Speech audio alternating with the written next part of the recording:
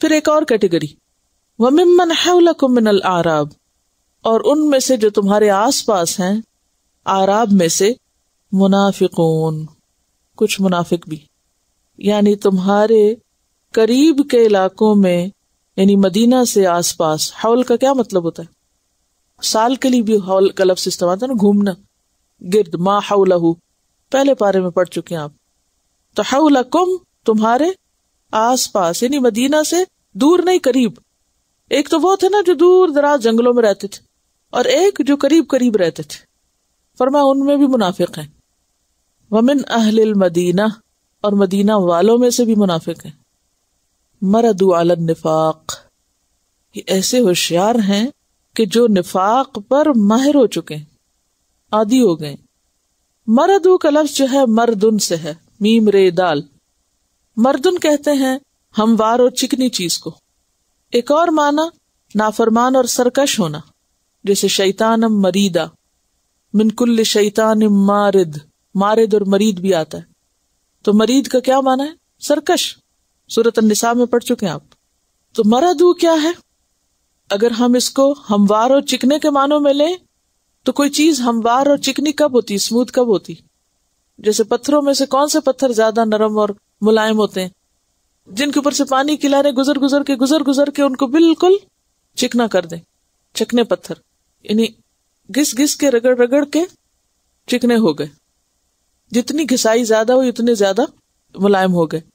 تو مردو یعنی وہ اتنے چکنے ہو گئے ہیں، یعنی اتنے ماہر ہو گئے ہیں، اتنے عادی ہو گئے ہیں کہ وہ پکڑائی نہیں دیتے.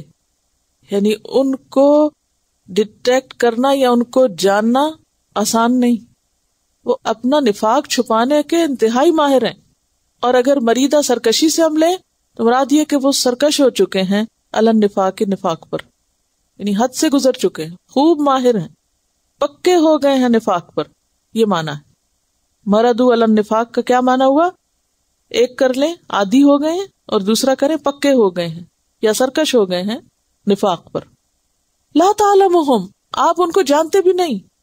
اتنے ہوشیار ہیں کہ آپ جیسے پیغمبر جو صاحب فراست ہیں، جو لوگوں کی شکلیں دیکھ کر ان کے دلوں کو حال پہچانتے ہیں، آپ کو بھی نہیں پتہ چلتا ان کا. یعنی یہ اتنے ہوشیار لوگ ہیں منافق. سب نہیں، بعض ان میں سے من ہے. نحن نعلمہم، ہم ان کو بھی جانتے ہیں. اس سے کیا پتہ چلتا ہے کہ اللہ کا علم اور نبی کا علم فرق ہے. اللہ تعالیٰ کا علم کلی ہے، اور نبی صلی اللہ علیہ وسلم کو وہ جتنا چاہیں دے دیں، کلی علم نہیں. اگر کوئی شخص یہ سمجھے تو یہ شرک ہوتا ہے. لا تعلمہم، آپ نہیں جانتے ان کو، یعنی آپ کو غیب کا علم نہیں، آپ دلوں کے حال نہیں جانتے. نحن نعلمہم، ہم ان کو جانتے ہیں. سنعذبہم مرتین، ان قریب ہم عذاب دیں گے ان کو 2 دفعہ.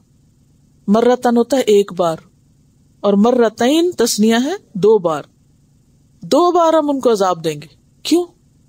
کیونکہ زیادہ سمارٹ ہیں، زیادہ ہوشیار ہیں، ان کی سزا بھی زیادہ ہے. اور یہ سزا قیامت سے پہلے ہے 2 بار. پھر کیا ہوگا؟ ثم یردون الی عذاب عظیم، پھر وہ پھیرے جائیں گے، لوٹائے جائیں گے بہت بڑے عذاب کی طرف. اور بڑا عذاب کب ہے؟ قیامت کے دن، جہنم کا عذاب. اور اس سے پہلے کے 2 عذاب کون سے ہیں؟ مرتین، ایک ہے دنیا میں اور ایک ہے برزخ میں. دنیا میں کیا ہے؟ رسوائی، کفر پہ موت. اور برزخ میں کیا ہے؟ عذاب قبر. اور عذاب عظیم ہے قیامت کے دن، کہ دنیا میں بھی اللہ ان کا نفاق کھول دے گا. اور کیسے کھولا؟ نبی صلی اللہ علیہ وسلم کو وحی کے ذریعے ساری لسٹ بتا دی گئی 80-82 لوگوں کی کہ کون کون مدینہ میں منافق ہے. اور اس فہرست کا حضرت حذیفہ بن یمان کو بھی پتا تھا. عام صحابہ کرام کو نہیں معلوم تھا، ان کو نہیں بتایا گیا. اور ویسے ہی اپنے علامتوں سے پہچانے جاتے تھے. اور سب سے بڑی علامت کیا تھی کہ غزوہ تبوک پہ نہیں گئے تھے، اسی سے ہی پتا چل گیا. لیکن یہ ایسی قسمیں کھاتے، ایسی باتیں کرتے کہ لوگ پھر دھوکے میں پڑ جاتے. یہ تو بڑے سچے پکے مسلمان ہیں، ہمیں تو یقین نہیں آتا کہ ان کے اندر کو منافقت ہو سکتی ہے. انہی کے بارے میں سورۃ محمد میں بھی آتا ہے 29 اور 30 میں، ام حسب الذین فی قلوبہم مرض، کیا سمجھتے ہیں وہ لوگ جن کے دلوں میں مرض ہے یعنی منافقت ہے، لن یخرج اللہ اضغانہم، اللہ ان کے دلوں کے چھپے ہوئے بغض کو نکالے گا نہیں، ولو نشاء لاریناکہم، اگر ہم چاہیں تو ہم آپ کو انہیں دکھا دیں، فلا عرفتہم بسیماہم، آپ ان کو ان کے چہروں سے پہچان لیں گے، ولتعرفنہم فی لحن القول، ان کی باتوں کے انداز اور باتوں کی جو لحن ہے اس سے بھی پہچان لیں گے، واللہ یعلم اعمالکم، اور اللہ تمہارے اعمال کو خوب جانتا ہے. یعنی انسان کا نفاق اس کے چہرے سے، اس کی باتوں سے اور اعمال سے پتہ چل جاتا ہے. تو یہ ہے ان کی دنیا میں رسوائی.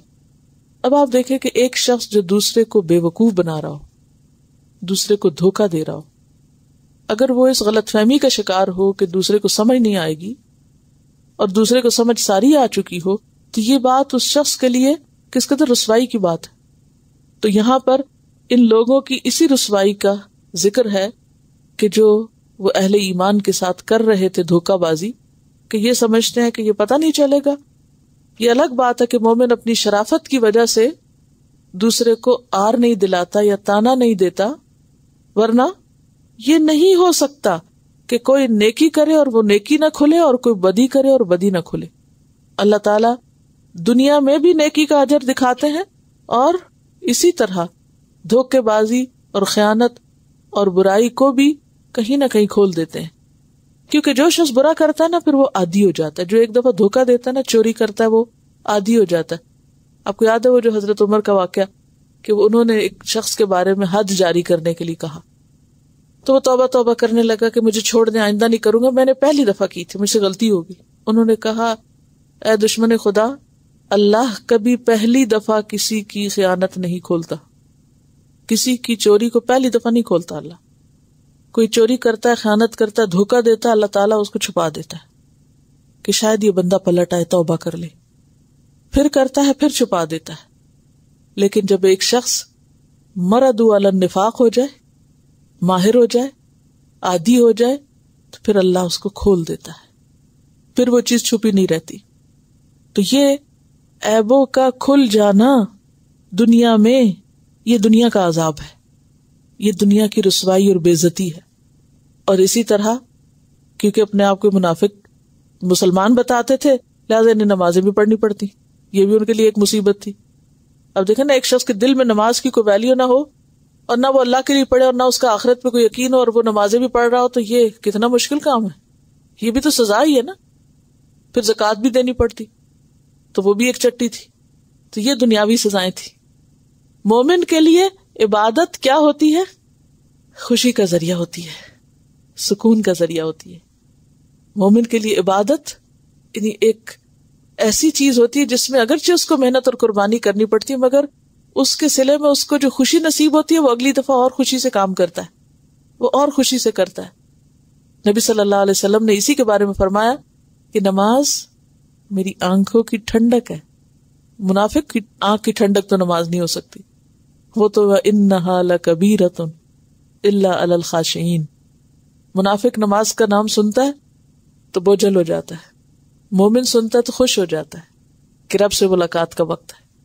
اللہ کے راستے میں خرچ کرنے کی بات آتی تو مومن خوش ہو جاتا ہے کہ شکر ہے نیکی کا موقع ملا، چانس ملا، موقع ہاتھ آیا. اور منافق سنتا ہے تو کہتا ہے یتخذ ما ينفق مغرما، وہ مصیبت سمجھتا ہے. یہ بہت بڑا فرق ہوتا ہے اور ہم میں سے ہر ایک اس کی روشنی میں اپنا اپنا جائزہ لے سکتا ہے کہ ہمیں نیکیوں سے کتنی محبت ہے، نیکی کا کام اور چانس ملتے ہی ہمارے دلوں کا حال کیا ہوتا ہے، ہم کتنا آگے بڑھنا چاہتے ہیں اور کتنا اس سے بچنے کی فکر میں ہوتے ہیں.